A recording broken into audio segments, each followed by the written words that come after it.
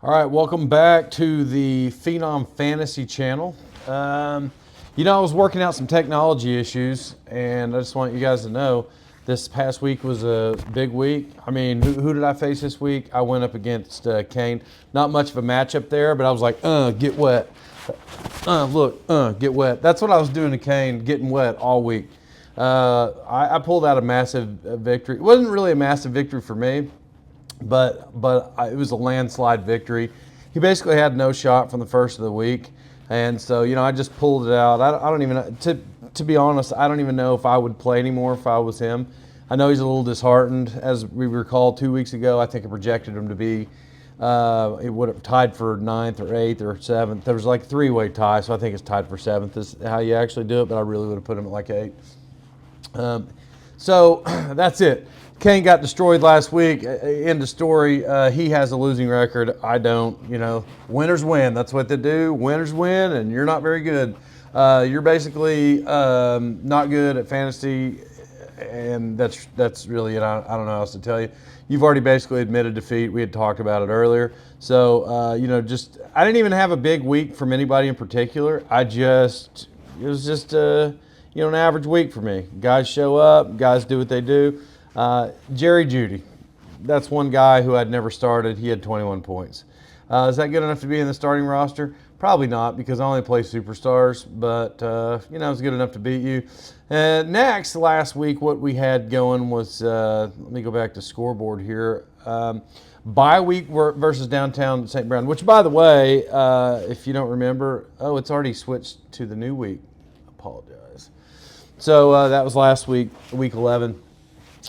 Next, we had rebuilding season versus Willie Nelson. This one actually came out of nowhere. I did predict Fat Fingers to win this one, Willie Nelson, but I didn't expect him to be that high. He scored 148, which is one of the highest of the season, especially for somebody whose lineup is total shit. And so I can't believe that it was even that good. I mean, shit house. Like, he's not even good, really. But he did play the worst team. But even though he played the worst team, he might have still won. But 148, that's big time.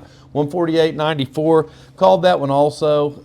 Honestly, rebuilding season, that's some of the highest point total he had all year. So it didn't matter who he played. He wasn't gonna do it. I'll look at the box score for you just to say, like, would anybody on your bench really made any difference? Not 50 points worth, I can guarantee you that. Xavier Worthy could have started over Calvin Ridley. You'd have had 3 more possible points. Really, man, it's just what it is.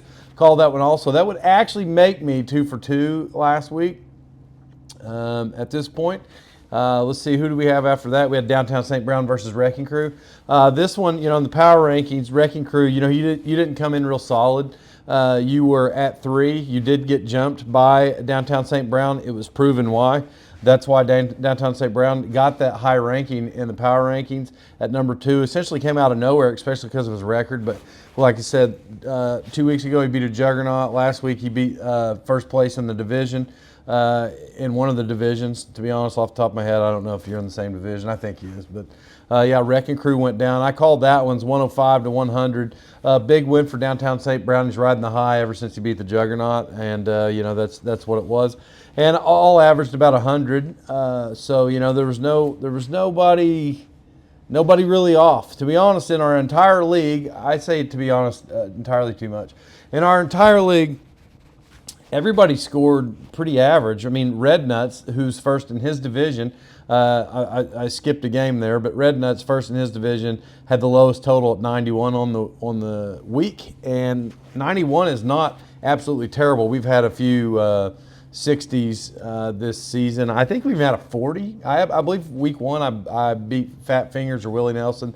I believe 148 to 48. I think that's maybe what the score was. Oddly enough, he had 148 this week. So next we have DeMarty Acares versus Bye Week. Oh, that makes me 3 for 3. DeMarty Acares versus Bye Week. Bye Week pulls it out, 98-92. We all know Will sometimes is good, but this year it's not good. You're subpar. Your record subpar. I mean, you're in the losing side of the house, and you got beat by Bye Week, who basically Bye Week. I don't think he's real good at fantasy. As a matter of fact, we wondered the other day if he would sell his team to Brad because he was so terrible, and he wouldn't do it. But that's an odd proposition by Brad. Honestly, I think I'd rather punch myself in the dick than buy bye week's team because they're that bad. But he did pull out a victory, so now they're both 5-6. Rusty Buckets versus Red Nuts. I completely didn't project Rusty to win this game whatsoever because he's the second worst player in the league. But is he? Because he's coming up now. Honestly, Kane's flirting with being the worst player in the league. Rebuilding season, Buckets, Kane, you guys are about in the same boat. But Rusty Buckets beats Red Nuts, number one in the division, beats them by 30 points, 121-91. Listen, Buckets is coming up, and he's coming up right in time, right about playoff time. As long as these guys keep splitting games, Buckets has a shot. I don't know. I haven't looked at the numbers to see where it mathematically lands, but I completely didn't call that. Buckets came out of nowhere. He's been the worst player in the league until the last 2 weeks when he officially got jumped or I don't. What's the opposite of jumped? He got blowed. He got blowed by rebuilding season and Mitchell because he's terrible at fantasy. And but Buckets is really coming up now, and he beat Red Nuts. I don't know where that puts him. I mean, big wins like this, man, you may be coming up in the power rankings. I know where you're at as far as standing goes. I still have you at probably 7 in the league, but power rankings, who knows? I don't do it. Like I said, it comes in from media sources, not myself. So this week, week 12. I'll just get to it. They already have the projections out, so let's just say it. Willie Nelson versus Tatanka Blanco. This is a big matchup here. I don't really feel like. Let me flip real fast. Let me flip to the standings just to make sure before I start talking. I mean, you think I would know my entire division. I don't. I just take each week as it is. I don't really pay attention who's in my division. Doesn't really matter. I just mow them down anyway, like whoever I play. So, no, I'm actually in the division with opposite. Who am I playing? Oh, Willie Nelson. Yeah, I'm in the opposite division. Yeah, this isn't going to be a division matchup. It's not going to matter. I mean, I'm going to blast Willie Nelson. He's got 4 people on bye. It's going to be an ugly week for him. I just looked at his roster earlier. Man, I think he has 4 people on bye. That's not going to shape up for him. I mean, I got a couple on bye, but I'm Tatanka Blanco.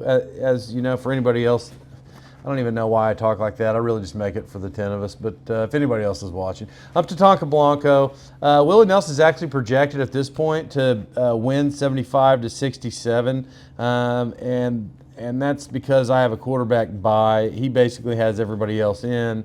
We'll see where that falls. My guess is this week I beat Willie Nelson by probably 35 points. Last time I beat him by 100. It's not really going to hold up for him. It's going to get ugly in a big way. He's not good at a bunch of stuff. And then, I don't know, he texts at 3 a.m. because he eats pizza pockets or whatever. Listen, you're going to have to do better for yourself. And here's how it starts. You don't eat pizza pockets at 3 a.m. Then you get your mind right. You start doing fantasy. You start looking at it. You start strategizing, seeing who you could pick up that nobody's thinking about, that's on waivers. Really do your analysis. I mean, that's what I do. That's why I'm a fantasy superhero, and you could definitely be better, so fix yourself. This week you're going to lose by 35. Next we have bye week versus downtown St. Brown. Man, this is a big matchup. Bye week, for him to be in the bottom 4 worst players in fantasy, he somehow has 5 victories. So he's less than 500, but he is projected to win 99-95. So downtown St. Brown, who's big in the power rankings, huge in the power rankings these days. Man, that's downtown St. Brown. I mean, I like you power rankings wise. Bye week randomly wins games, but I'm actually going to take downtown St. Brown again with this one, and I think he wins by 5, not the 4 that bye week is projected. Red Nuts versus rebuilding season. Red Nuts, he has a loss this past week.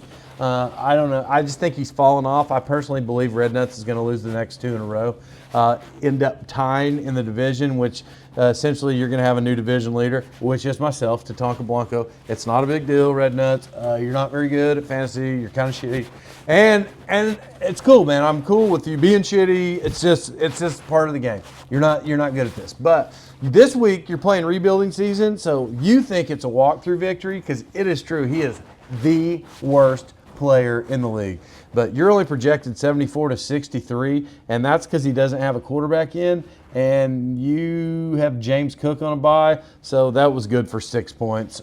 His quarterback's good for whoever he gets at quarterback.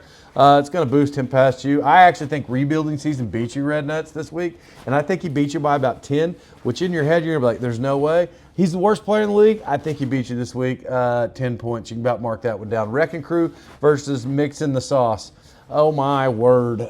Just to look really fast, you have Taysom Hill on bye, and you have your kicker on bye. Taysom Hill, obviously, we all know that he can score points, but he does it one game out of every 35, so he did it last week. You're not going to have anybody else stepping up. You can pick up a kicker, which is going to be good for, I don't know, 6 points, and backup tight end. It's going to be good for about 4. That's only going to put you at 94 based on projections. You're still not going to touch Mixing the Sauce on this one. I don't believe. Let's see, Kyler Murray, McCaffrey, Mixon. Honestly, Mixing the Sauce, he has an unbelievable lineup. I don't know why he's sucks at fantasy, but he does. But actually, you know what? Just based on that, bottom 4, as I said last week, you don't bet the bottom 4, but you don't ever say they're going to win. I guess that's what I'm saying. Yeah, Wrecking Crew, you're Mixing the Sauce, you're going down. Wrecking Crew's got this one. And that's just what it is. Sorry to hurt your feelings, Mixing the Sauce. You're projected to win by 20 at this point. But yeah, Wrecking Crew's going to end up winning this one by 8. And I hate to say that because that's what I see. But we'll see where he's at in the power rankings. Rusty Buckets versus DeMartiac Arrest. Rusty's 4-7, which is crazy for a guy who's the worst player in fantasy historically. Obviously, he's coming up now. Got some big wins. Knocked off number 1 last week. The projections is DeMartiac Arrest 100, Rusty Buckets 91. But, I don't see it that way. I see Will as a bottom tier, DeMartiac Arrest your bottom tier this year. And you know what I mean? Get wet. And you're not good at basketball like I am or fantasy. And I think Rusty pulls this one out. I actually think Rusty beats Will this week by probably 13 points. He's really on fire, Rusty is, just knocking people off left and right. I mean, he came up big when he beat Mitchell, whatever, rebuilding season. Bad deal for Mitchell, how he just fell apart last minute. Anyway, yeah, I got Rusty by 13 on this. And that's the thing, guys. Listen, when I comes correct. You know what I mean? And like when I make these predictions, I know what it's going to be. I know what it's going to be before it even happens. That's just the thing. Speaking of get wet, let me see. Can I see myself? All right, sorry. I guess it doesn't like to be moved. Let's see what can you see myself? I'm going to do a fadeaway. I'm basically going to do a fadeaway just to show you like how. Wait, I got a bunch of stuff on my bed. Look, watch this fadeaway. Watch. Get wet. Get wet. Yeah, cuz. Listen, not everybody can get wet like I do. But I was getting wet there, and look at that, got wet in there. So it's not a big deal when I get wet. So I don't know what else to tell you guys other than get wet. You know what I mean? Where am I at here? All right, I'm plugged back in. Sorry guys for the distraction. I just had a hankering all of a sudden to think that I could make a 3-pointer and a little bucket, and I did. And it's not really that far off of me making a 3-pointer with Cody's mom, 20 years ago, and Kyle's mom too. But I want you to talk nice to her, Kyle, because you never know if I may come around again. And I want everybody to be cordial. And if you have to start calling me Poppy or whatever you call me, when I get down there, Kyle. I'm cool with it, and I just want you to know that I accept you. I will accept you calling me Poppy, but just don't start sassing. You know what I mean? Because if you start don't start sassing. I want to go upside your head and all that stuff. Well, anyway, so I'm going to get off here, guys. Those are my predictions. It's just what it is, guys. You know, do better, be better. See you next week. Yeah, yeah. Oh yeah.